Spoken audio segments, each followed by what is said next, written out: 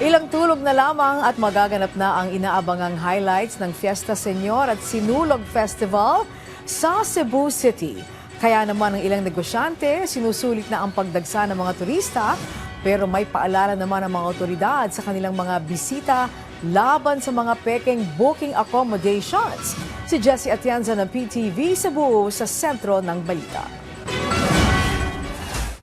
Sa mga nagdaang araw, patuloy ang pagdagsa ng mga deboto at mga bisita sa Basilica Minore del Santo Niño para dumalo sa Misa Novenario.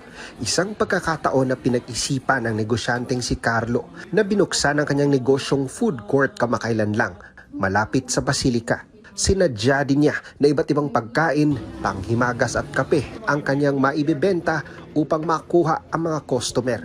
Now, we really wanted a very accommodating. The ambience is different, but the price-wise, not that expensive. Advantageous din po ba sa atin ito, especially malapit tayo sa cathedral, and also Sinulog is fast approaching?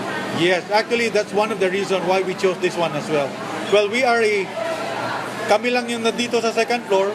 We can be seen from there, and we can also be seen from the cathedral na nasa second floor kami. Sa labas naman ng Basilica, mabenta ang mga imahe ng Santo Niño na mabibili mula sa presyong 200 pesos hanggang sa 4,500 pesos. Depende sa laki at kung gawa ba sa kahoy o ceramics. Pero ayon kay Giovanni, mas marami pa rin sa mga deboto ang nagpapaayos at nagpapapalit ng bagong kasuotan para sa kanilang mga lumang rebulto. Para sa kanila, parang mas importante yung luma kasi tumatagal na sa kanila ba. Kumbaga, may value na kasali na sa kanilang pamumuhay. Pero so far, sir, kumusta naman yung kita natin? Actually, okay lang naman, sir. Maganda naman yung kita. Maganda so far. Samantala, halos fully booked na ang mga hotel sa Cebu City.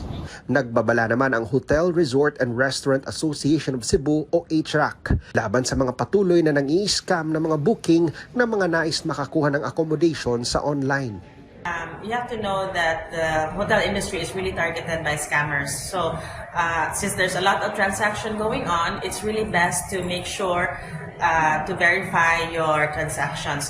Also, if it's too good to be true, a promotion, it usually is. So you have, I really hope that all people who would like to book our hotels, wherever they may be, to always make sure that they transact in verified accounts. Binabantayan naman ngayon ng mga otoridad ang bagyong Ada na posibleng makaapekto sa pagdaraos ng fluvial procession sa Sabado.